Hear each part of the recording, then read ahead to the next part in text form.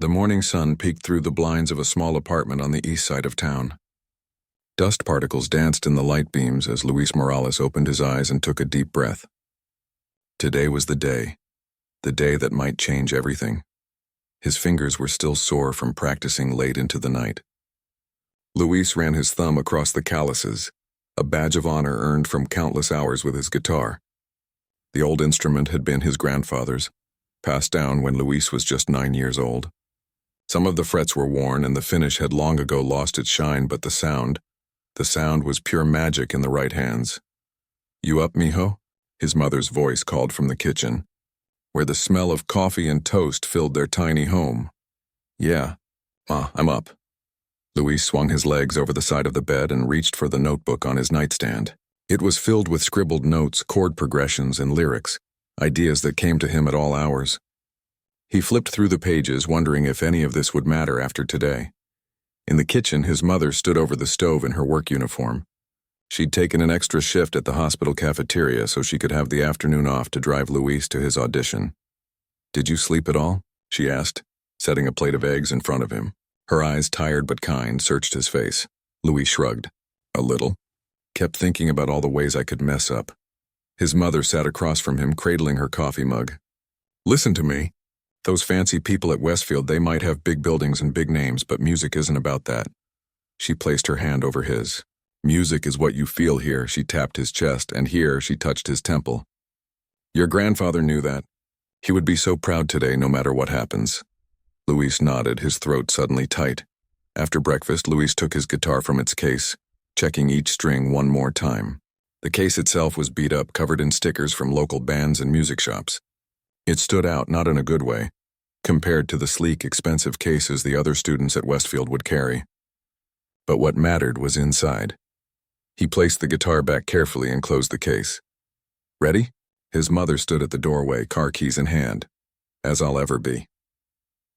The drive to Westfield Academy of Arts took them from their neighborhood of small houses and corner stores to the other side of town, where trees-lined wide avenues and buildings stood tall and imposing. The academy itself looked like something from another century, all stone, and columns and perfectly manicured lawns. Luis clutched his guitar case tighter. As they pulled up to the entrance, "Want me to come in with you?" His mother asked. "No, that's okay. I got this." He tried to sound more confident than he felt. "I'll be right here when you're done," she said, squeezing his shoulder. Luis took another deep breath and stepped out of the car. Around him, other students walked toward the building, many carrying instrument cases of their own. They all seemed to know exactly where they were going, what they were doing. Their clothes looked new and expensive. Luis glanced down at his own outfit, his nicest jeans, only one small tear near the knee, and a button-up shirt his mother had ironed that morning. He followed the signs to the audition hall, joining a line of other hopefuls outside a set of double doors. Most kept to themselves, reviewing sheet music or silently practicing fingerings. A few chatted in small groups, talking about summer music camps in Europe or private instructors who had once played with famous orchestras. Luis stood alone, shifting his weight from one foot to the other. His second-hand sneakers had a hole forming near the left pinky toe. He tried to position himself so it wouldn't show. A tall boy with perfectly styled hair looked Luis up and down, his eyes lingering on the worn guitar case. He smirked and turned back to his friends, whispering something that made them laugh. Luis felt his cheeks burn but kept his eyes forward. The double doors opened and a woman with a clipboard appeared. "We're running a bit behind schedule," she announced.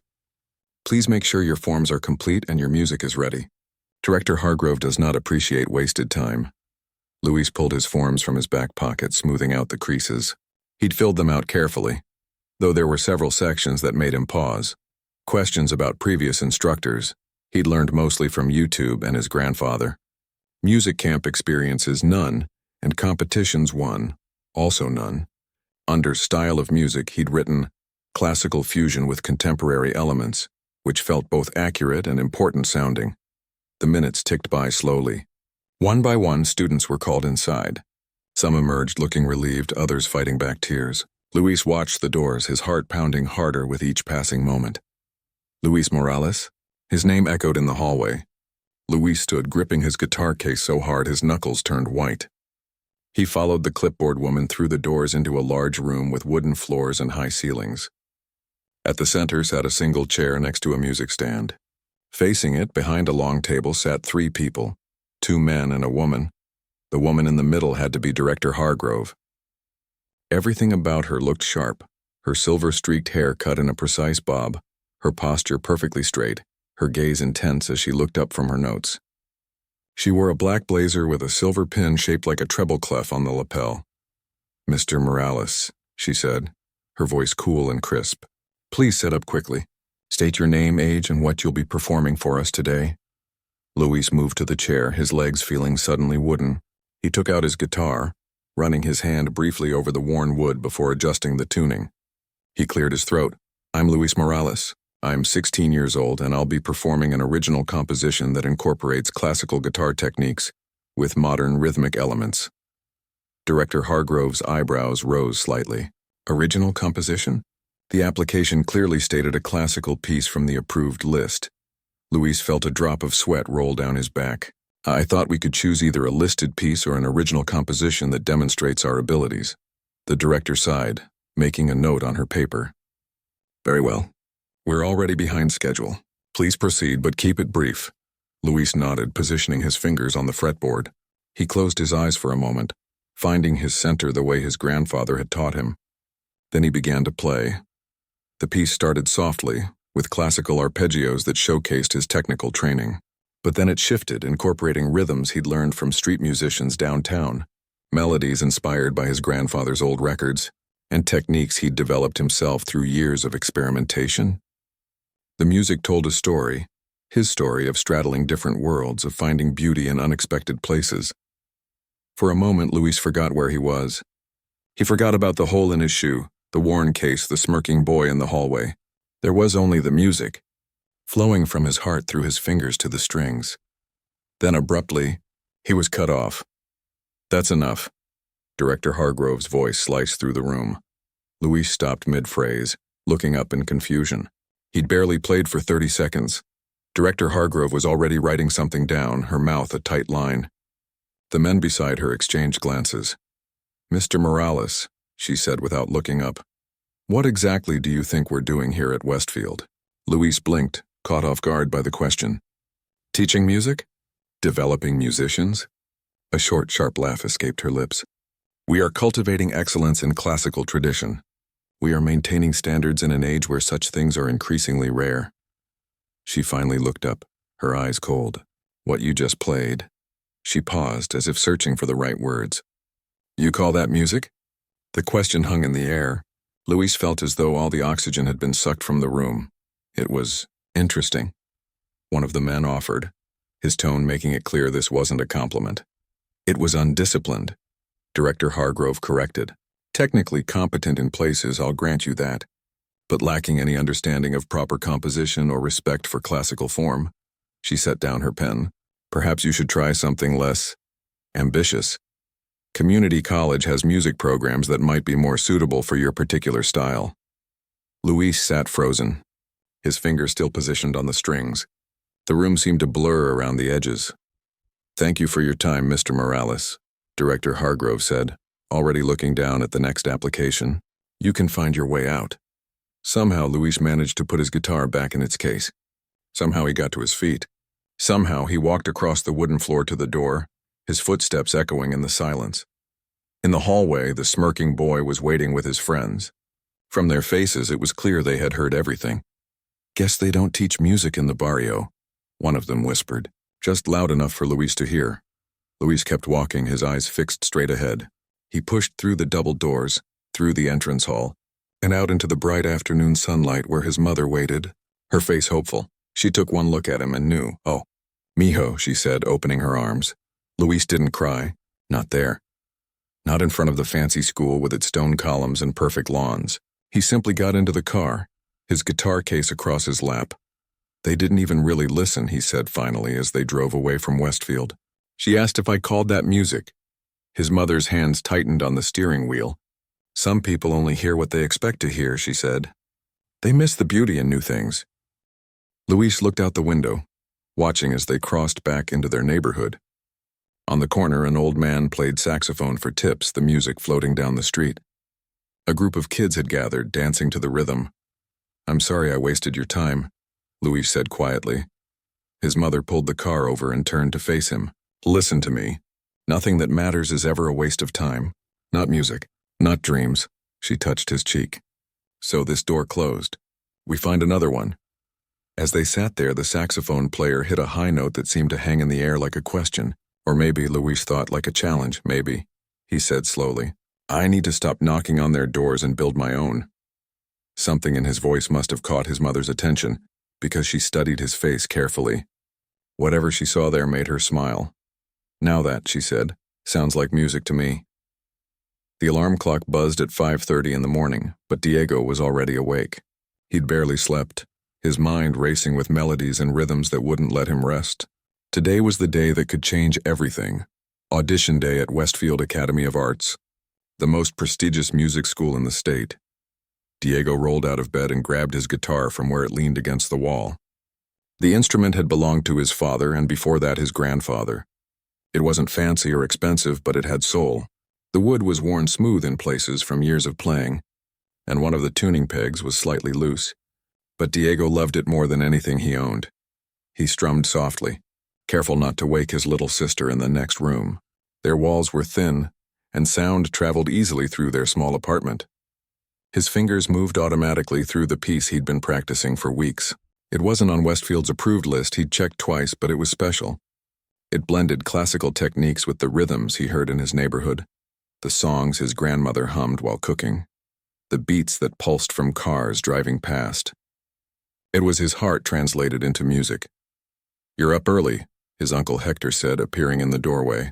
He was still in his work clothes. He drove a taxi on the night shift. "Big day, huh?" Diego nodded, setting down the guitar. "Did I wake you?" "Sorry." Hector waved away the apology. "Nah, just got home." "You ready for this?" "I think so." Diego's stomach twisted with a mix of excitement and fear. What if they don't like my style? His uncle sat down on the edge of the bed. "Look, I'm not going to lie to you. Those fancy schools, they have their own ideas about what's good and what isn't. But real music," he tapped Diego's chest, "it comes from in here. No matter what happens today, remember that." Diego managed a smile. His uncle had been the one to encourage him to apply to Westfield in the first place.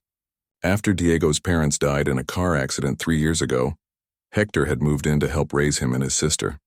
He worked 2 jobs and still found time to drive Diego to local gigs and open mic nights. "You want breakfast?" Hector asked, standing up. "I can make eggs before I crash." "No, it's okay. You get some sleep. I'll grab something on the way." After his uncle left, Diego took a quick shower and put on the clothes he'd picked out the night before. Dark jeans with no holes, a button-up shirt he'd ironed carefully, and his cleanest sneakers. They weren't new, but they were the best he had. He combed his hair neatly and looked at himself in the mirror. Did he look like a Westfield student? He wasn't sure. His phone buzzed with a text from his friend Thomas. "Good luck today. Show those snobs what real music sounds like." Diego grinned. Thomas had been his best friend since kindergarten. They'd started a small band together last year, playing at community centers and local cafes. Thomas hadn't understood why Diego wanted to try for Westfield. Why do you need their approval? But he supported him anyway. Diego packed his guitar carefully in its case. The case had seen better days, with scuffed corners and faded stickers from bands Diego loved. It didn't look like the sleek cases the other students would probably have, but that didn't matter. What mattered was inside. His sister Rosa was at the kitchen table when he came out, eating cereal and drawing in her notebook. At 12, she was already showing talent as an artist. "Are you nervous?" she asked, looking up from her drawing. "A little," Diego admitted. "Don't be. You're the best guitar player ever." Diego laughed. "I don't think that's true, but thanks." "It's true to me," she said with complete conviction. "And I'm going to tell everyone at school that my brother goes to Westfield Academy." "Let's not get ahead of ourselves," he said, ruffling her hair. "I haven't gotten in yet." "You will," she said simply. Diego caught the bus across town, his guitar case balanced on his knees. As the neighborhoods changed from small apartments and corner stores to big houses with green lawns, he felt increasingly out of place. By the time he reached Westfield, with its stone buildings and iron gates, His confidence had shrunk considerably. Other students were arriving too. Most dropped off in expensive cars by parents who hugged them and wished them luck. Diego clutched his guitar case and followed the signs to the audition hall. Inside, a long corridor was filled with nervous teenagers and their instruments. Some were practicing silently, fingers moving over invisible keys or strings. Others were comparing notes on pieces they'd prepared. Diego found a spot against the wall and tried not to look as overwhelmed as he felt. The boy next to him, with perfectly styled hair and clothes that looked brand new, glanced at Diego's guitar case. "Vintage?" he asked, nodding at the worn case. Diego hesitated, unsure if this was a genuine question or a subtle dig. "You could say that," he replied cautiously. The boy smiled, but it didn't reach his eyes. "Bold choice. Most serious classical guitarists use newer models with better intonation. But I guess there's something quaint about keeping it old school." Before Diego could respond, a woman with a clipboard appeared at the front of the hallway. "Attention, applicants," she called out. "We're running slightly behind schedule, but we'll begin auditions momentarily. Please have your forms ready and your pieces prepared. Director Hargrove appreciates efficiency." Diego pulled his slightly crumpled forms from his backpack, smoothing them out against his leg. He'd had trouble with some of the questions. Under previous instructors, he'd written his father's name, though his dad had never had formal training himself. Under notable performances, he'd listed some local venues where he'd played with Thomas. It all seemed small and unimportant compared to what the other students could probably write. One by one, names were called. Students disappeared through the double doors at the end of the hallway, emerging minutes later with expressions ranging from elation to devastation. Diego's mouth grew dry as his turn approached. He took out his guitar and checked the tuning one more time, fingers trembling slightly. "Diego Reyes?" His heart jumped to his throat. This was it. He stood, gathering his forms and his guitar, and walked toward the doors. The perfect hair boy gave him a thumbs up that somehow felt more mocking than encouraging. The audition room was larger than Diego expected, with high ceilings and wooden floors that made every sound echo. At the front sat 3 judges behind a long table. In the center was a woman with silver-streaked hair and sharp eyes. Director Hargrove, he guessed. She looked exactly like someone who ran a prestigious music academy should look. Elegant, severe, intimidating. "Mr. Reyes," she said, consulting her papers, "you'll be playing for us today. Please state the piece you've prepared." Diego stood in the center of the room, his guitar suddenly feeling heavier in his hands. "I've prepared an original composition," he said, his voice sounding smaller than he'd intended. Director Hargrove's eyebrows rose. "Original?" "The application specified selections from our approved repertoire." Diego swallowed hard. "I know, but I thought I wanted to show my own style. It incorporates classical techniques, but also elements from—" "Very well," she interrupted, glancing at her watch. "We're behind schedule as it is. Please proceed, but keep it brief." Diego nodded, sitting on the provided chair and positioning his guitar. He took a deep breath, trying to recall his uncle's words. Real music comes from the heart. He began to play. The piece started softly, with classical finger-picking patterns he'd practiced for hours. But then it evolved, incorporating rhythms from the streets he grew up on, melodies inspired by his grandmother's songs, harmonies that reflected both his classical training and his own experimentation. For a moment, he forgot where he was. He forgot about the judges, the pressure, the importance of this day. There was only the music flowing through him like a river. Then came a sharp sound, Director Hargrove clearing her throat. Diego's fingers stumbled, and he looked up. "That's quite enough," she said, her voice cold as ice. Diego stopped playing, his last note hanging unresolved in the air. He'd barely made it through the introduction of his piece. "Mr. Reyes," Director Hargrove said, setting down her pen, "what exactly did you hope to accomplish with this performance?" The question caught him off guard. "I wanted to show my abilities," he said. "My style. Your style." She repeated the words as if they tasted bitter. "At Westfield, we focus on mastery of established classical forms before students attempt to develop their own style. What you've demonstrated here shows technical ability. Yes, but a complete disregard for musical tradition." One of the other judges, a man with round glasses, tilted his head. "There were some interesting elements." "Interesting isn't what we're looking for," Director Hargrove cut in. "We're looking for excellence, discipline, respect for the classics." She turned her attention back to Diego. You call that music? What you just played? The words hit him like a physical blow. He opened his mouth, but no sound came out. It was chaotic, she continued. Undisciplined. Perhaps you should try something less ambitious. There are community programs that might be more suitable for your particular interests. Diego felt heat rise to his face. Not embarrassment, but a flash of anger. Who was she to dismiss his music without even hearing the whole piece? But he said nothing. He carefully placed his guitar back in its case, trying to keep his hands from shaking. Thank you for your time, Director Hargrove said, already looking down at the next application. You may go. Diego walked out, his footsteps echoing in the silent room. In the hallway, Perfect Hair Boy was waiting with a few friends. From their expressions, it was clear they'd heard everything. Tough break, one of them said. Not sounding sympathetic at all, Diego walked past them, head held high despite the humiliation burning in his chest. Outside, the bright sunlight seemed to mock his dark mood. He sat on a bench trying to process what had just happened. All those hours of practice, all those dreams crushed in less than a minute. His phone buzzed. A text from Rosa. How did it go? Diego stared at the screen, unsure what to tell her. He didn't want to break her heart. Before he could decide, another text came through. This one from Thomas. Whatever happened in there, remember those stuck-up judges don't get to decide if you're a musician. You already are one. Diego looked at his guitar case, then at the imposing buildings of Westfield Academy. Maybe Thomas was right. Maybe he didn't need their approval. But the rejection still stung. As he waited for the bus that would take him back to his neighborhood, Diego noticed a flyer taped to the bus stop. Underground music scene, open mic night, all styles welcome. Something stirred in him. A spark of defiance, perhaps. Or maybe just the realization that there were other paths, other audiences, other ways to share his music with the world. You call that music? Director Hargrove had asked. Yes, Diego thought as he pulled the flyer down and tucked it into his pocket. Yes, he did, and someday he'd make her hear it too. The next 2 weeks flew by in a blur of music, laughter, and late-night practice sessions. Diego found himself spending every spare moment with Zoe and Liam in their garage studio, which was really just a cleared corner with soundproofing foam haphazardly taped to the walls. But what it lacked in professional equipment, it made up for in creative energy. Try that riff again, Zoe said, tucking her violin under her chin, but maybe a bit slower this time.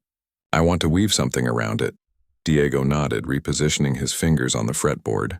He played the melody he'd been working on, a haunting sequence of notes inspired by an old lullaby his grandmother used to sing. Zoe closed her eyes, listening intently, then began to layer a violin counterpoint that complemented his guitar perfectly. Liam watched them both, nodding along to the rhythm before adding subtle percussion that tied everything together. When they finished, all three looked at each other with wide smiles.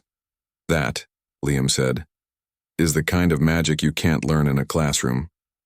Diego had to agree. Nothing at Westfield could have taught him this feeling. The electric connection between musicians who truly understood each other. Over the past weeks, they'd built a small collection of original pieces, each one blending their unique styles into something entirely new. The cafe gig is tomorrow, Zoe reminded them, carefully placing her violin in its case, a battered thing covered in stickers and doodles, nothing like the pristine cases at Westfield. Should we run through the whole set one more time? Actually, Liam said, checking his phone, we should probably call it a night. It's after 11 and Diego's got a bus to catch. Diego blinked, surprised by how quickly time had passed. Yeah, my uncle will be wondering where I am. He packed up his guitar, a familiar excitement building in his chest. Tomorrow would be his first real performance since the basement open mic night, his first paid gig ever. Nervous? Zoe asked, walking him to the door. A little, Diego admitted. What if nobody likes our stuff? Zoe shrugged, her purple hair catching the porch light. Some will, some won't. That's the beauty of real music. It's not about pleasing everyone. It's about finding the people who connect with what you're saying. Her words stuck with Diego on the bus ride home. Maybe that's where he'd gone wrong at Westfield. He'd been so focused on impressing the judges, on fitting their definition of good music, that he'd lost sight of what made his playing special in the first place. The next evening, Diego arrived at Café Luna an hour before their performance was scheduled to begin. It was a cozy spot in a busy downtown area, known for showcasing local talent. The owner, a friendly woman named Pia with long silver braids, showed them where to set up in the corner. "We've got a full house tonight," she told them, gesturing to the tables already filling with customers. "Saturday crowd is always good." "You'll do great." Diego's stomach twisted with nerves as he tuned his guitar. This wasn't like playing in the basement where everyone was supportive no matter what. These people had paid for coffee and pastries, expecting decent entertainment with their evening. What if they hated the unusual blend of classical, folk, and street rhythms that made up their sound? "You look like you're about to be sick," Liam observed, setting up his compact drum kit. "Just nerves," Diego said. "Channel it into the music," Zoe advised, testing her violin strings. "That's what my first teacher always said. Take the butterflies and turn them into something beautiful." By 7 o'clock, every table was full and people were standing along the walls. Diego spotted Thomas near the front, giving him an encouraging thumbs up. His uncle Hector had promised to come after his shift, and even Rosa had begged to tag along, though she'd have to leave early for bedtime. Pia stepped up to the small microphone. "Welcome, everyone. Tonight we have a new group making their cafe debut. Please give a warm welcome to—" She paused, looking questioningly at the trio. "We don't actually have a name yet," Zoe whispered. Pia recovered smoothly. "Well, let's welcome these talented young musicians and enjoy the show." There was polite applause as Diego, Zoe, and Liam took their positions. Diego's hands were sweating as he adjusted the microphone. "Thanks for having us," he said, his voice sounding strange in his own ears. "We're going to play some original music for you tonight. This first piece is called Crossroads." He glanced at Zoe and Liam, who nodded their readiness. Then he began to play, his fingers finding the familiar pattern on the strings. For the first few measures, he was intensely aware of the audience, of their eyes on him, of the possibility of judgment. But then Zoe's violin entered, soaring above his melody, and Liam's gentle percussion grounded them both. Diego felt himself relax into the music, letting it carry him away from his worries. By the end of the first song, the nervous tension in his shoulders had melted away. The audience responded with enthusiastic applause, not just polite but genuinely appreciative. Someone in the back even whistled. "Thank you," Diego said into the microphone, surprised by the warm reception. "This next one is a bit different. It's inspired by the sounds of my neighborhood in the early morning." As their set continued, Diego noticed something incredible happening. People who had been chatting over their coffee fell silent, fully engaged with the music. A few closed their eyes, swaying slightly to the rhythm. Others leaned forward, watching the interplay between guitar, violin, and percussion with fascinated expressions. Halfway through, during a particularly moving piece, Diego spotted a new arrival at the back of the cafe, his sister Rosa, alongside his uncle Hector, who must have gotten off work early. Rosa was beaming with pride, and the sight gave Diego an extra surge of confidence. He added a flourish to his next solo, fingers flying across the fretboard in a way that made several audience members gasp in appreciation.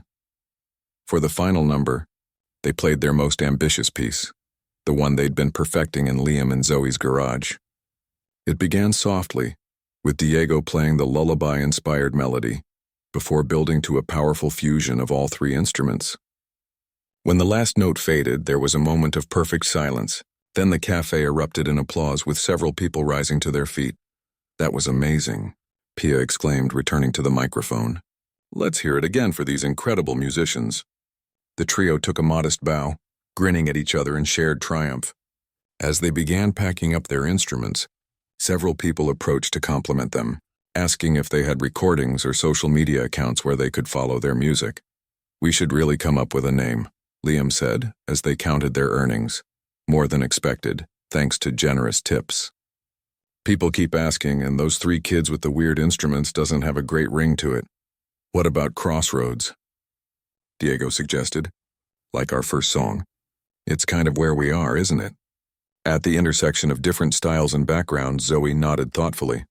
"I like it. Simple but meaningful.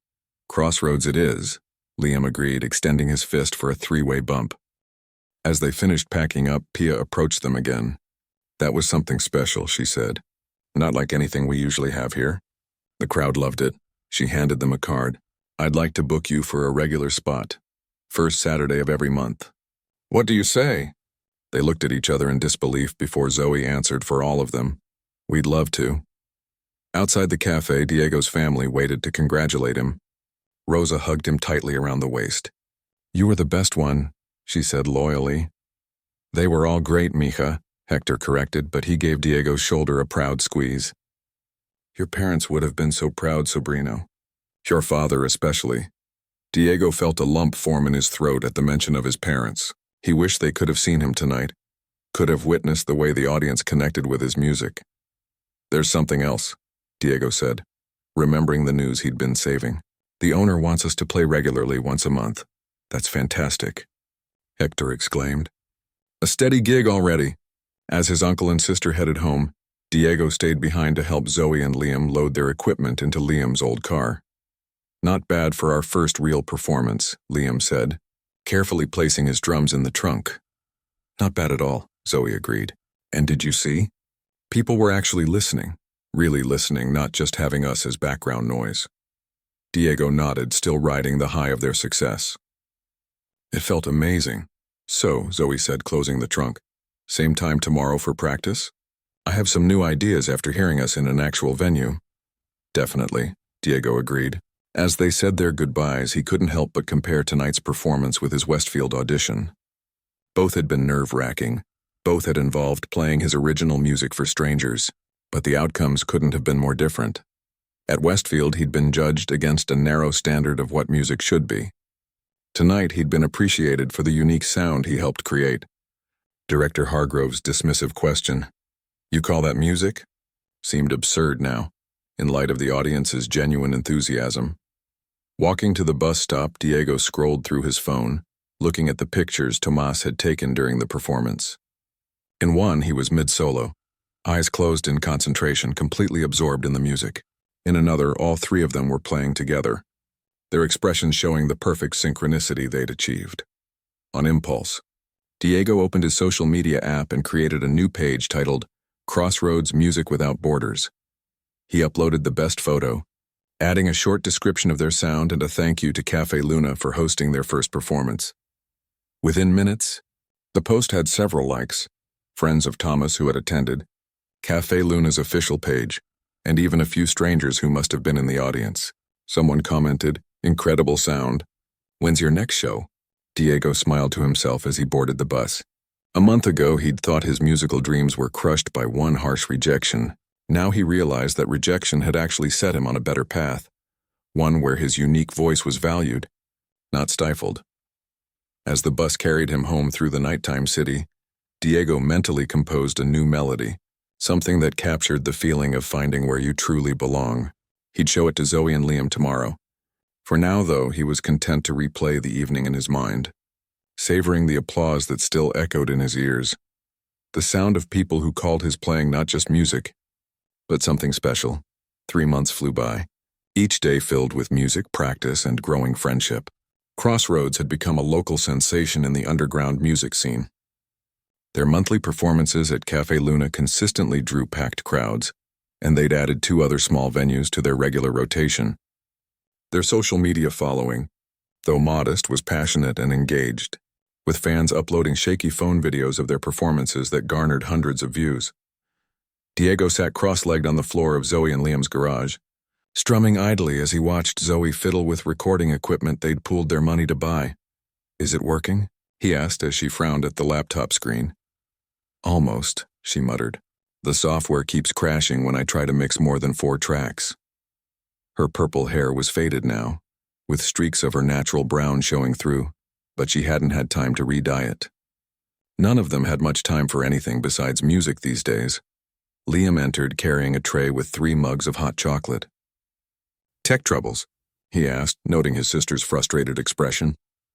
"Nothing I can't figure out," Zoe said, accepting a mug gratefully. "I just want this demo to sound professional." "The Winter Festival is a big deal." Diego nodded, feeling a flutter of nerves at the mention of the festival.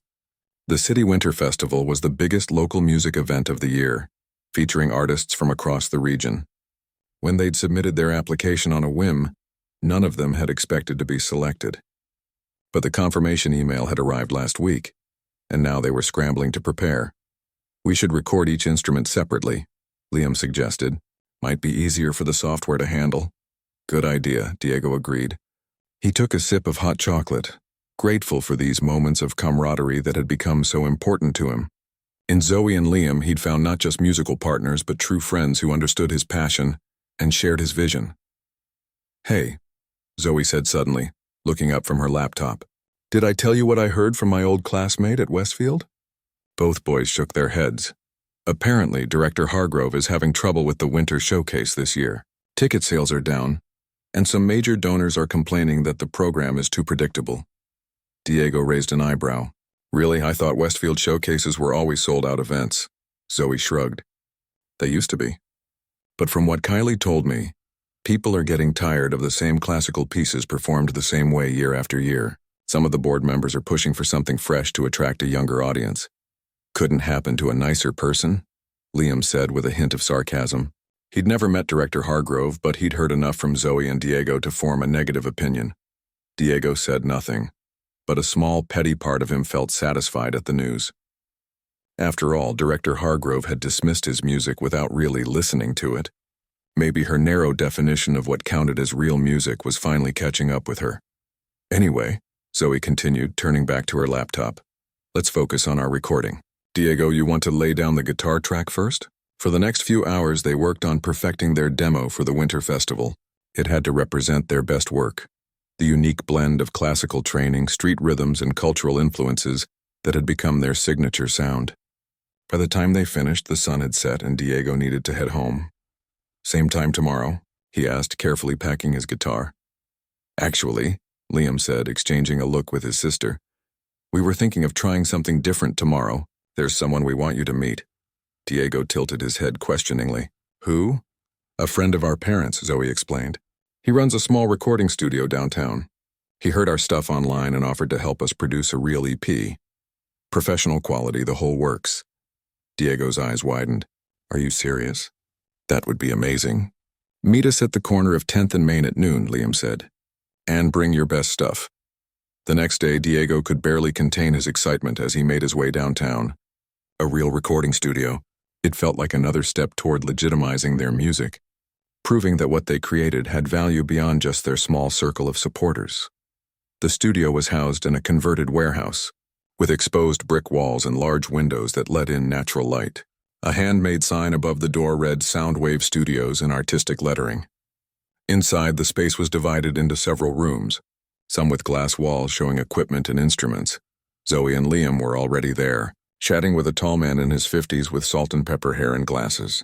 They waved Diego over. "Diego, this is Carlos Mendez," Liam introduced. "He used to play with our dad back in the day." "Carlos, this is our guitarist and composer, Diego.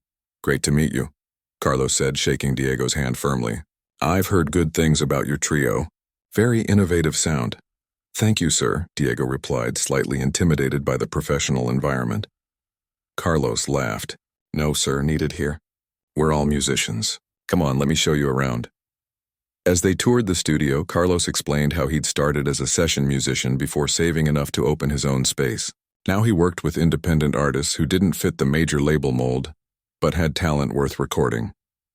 "The music industry has changed," he told them as they settled in the main recording room. 20 years ago, you needed a big label to get anywhere. Now, with the right sound and the right online presence, independent artists can build their own following.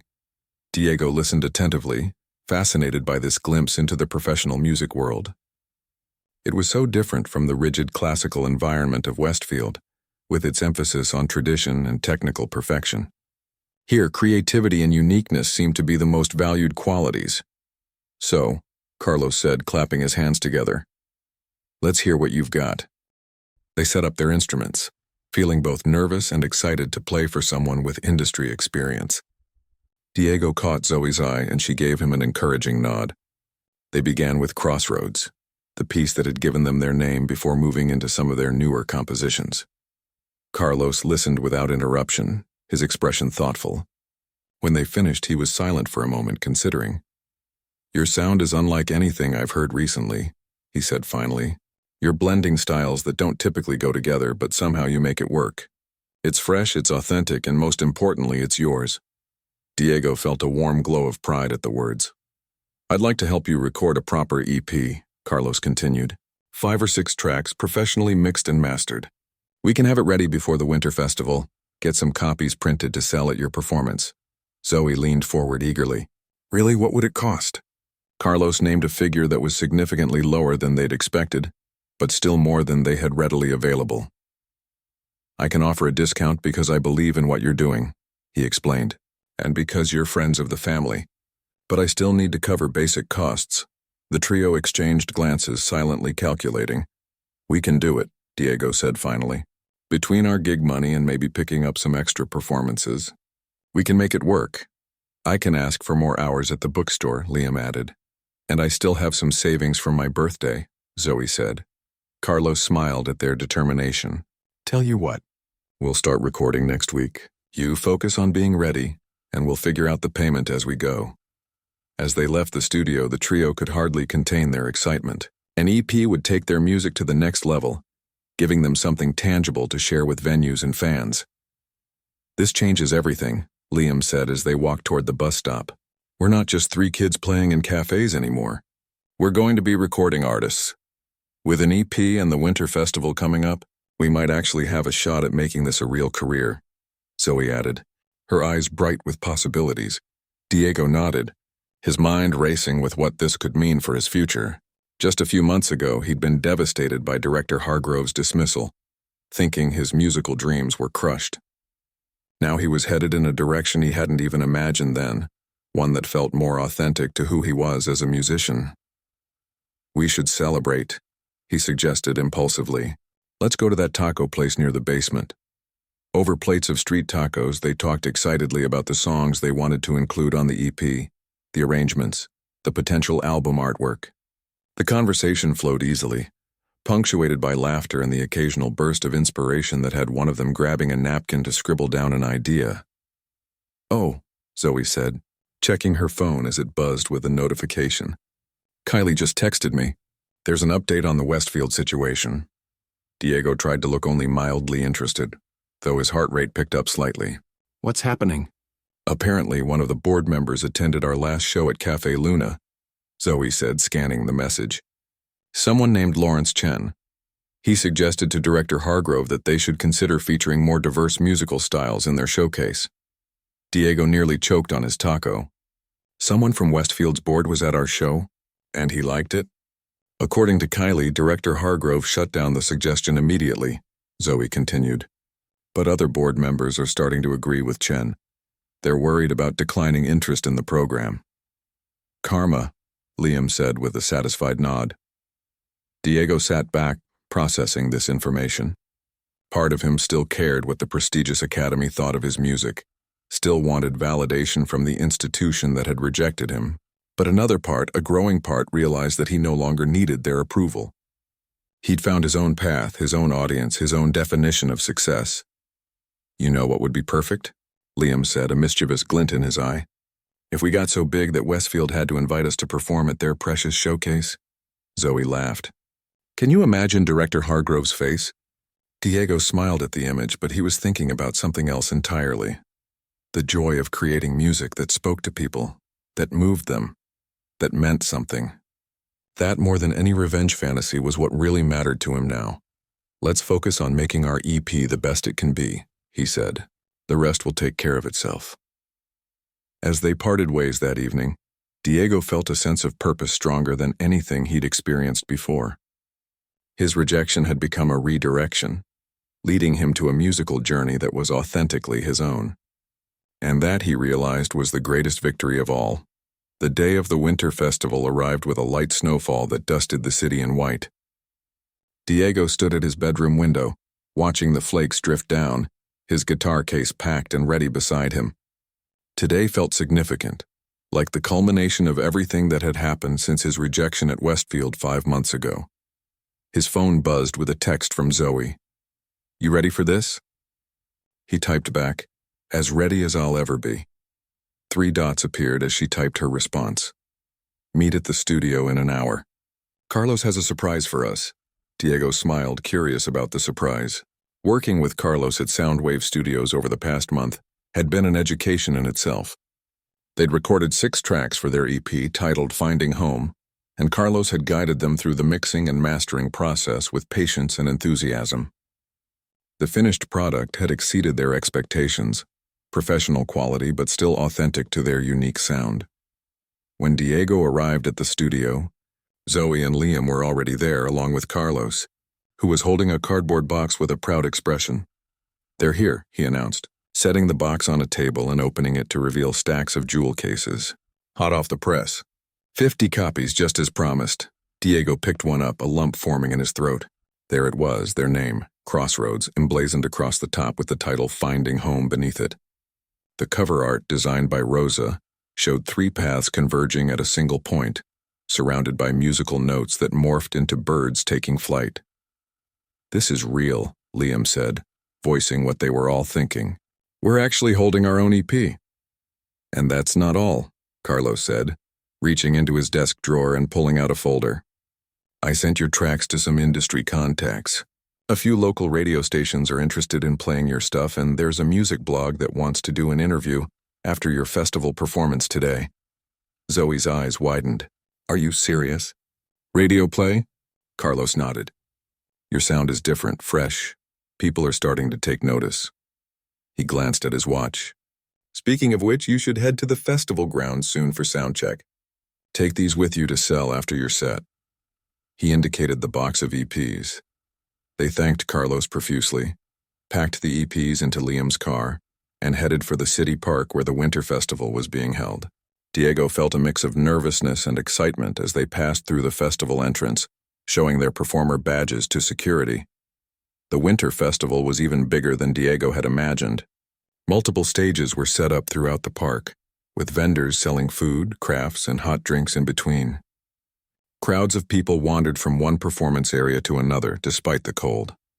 Their stage was near the center of the park, not the main stage but a respectable secondary venue with professional lighting and sound equipment. Crossroads?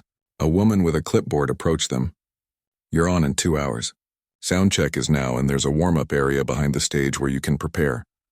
They followed her to the stage where technicians helped them set up their equipment and check sound levels. Everything felt more official than their cafe performances. More pressure, but also more validation. They were being treated like real musicians, not just kids with a hobby. After sound check, they retreated to the warm-up area, a heated tent with chairs and a small table.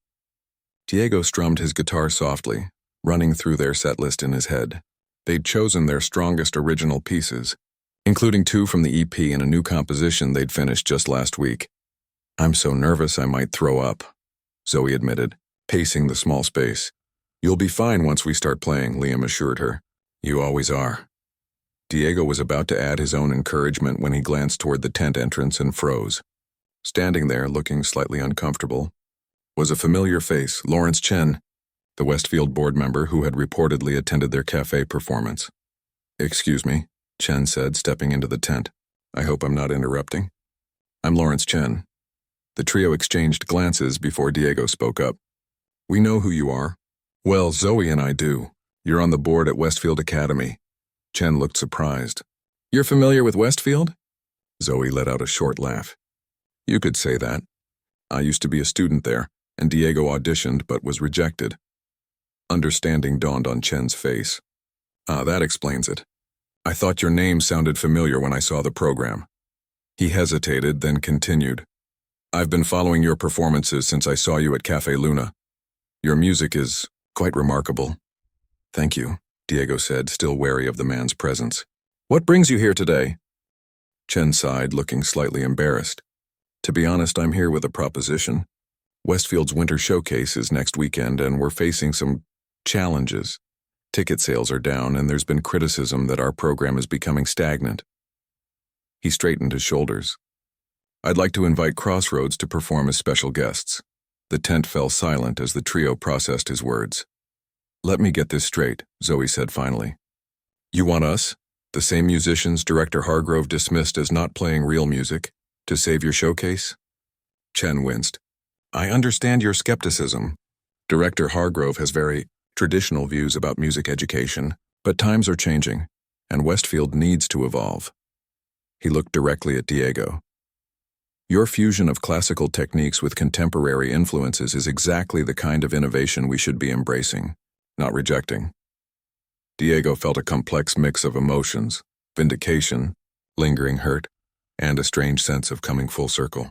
"Does Director Hargrove know you're here?" he asked. Chen's slight grimace was answer enough.